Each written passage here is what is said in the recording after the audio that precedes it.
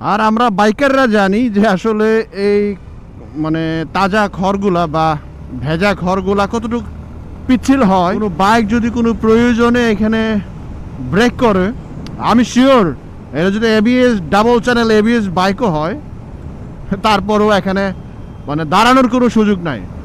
কারণ খড়গুলো এত পিচ্ছিল যে আসলে মানে ইমার্জেন্সি মুহূর্তে আপনি এখানে কখনো ব্রেক করে দাঁড়াতে পারবেন না। মানে বলতে গেলে কারোর পৌষ মাস, কারোর সর্বনাশ।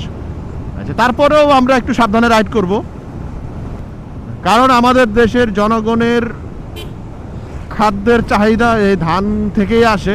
এটা যদি না হয় তাহলে ভাই সবই শেষ।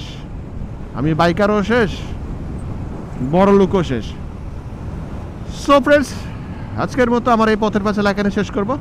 ভালো থাকবেন, সুস্থ থাকবেন, নিরাপদে থাকবেন।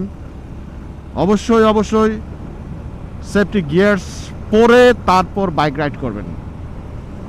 আবারও দেখা হবে, কথা হবে পরবর্তী কোনো পথের পেছালিতে নতুন কোনো বিষয় নিয়ে। সে পর্যন্ত ভালো থাকবেন। টাটা।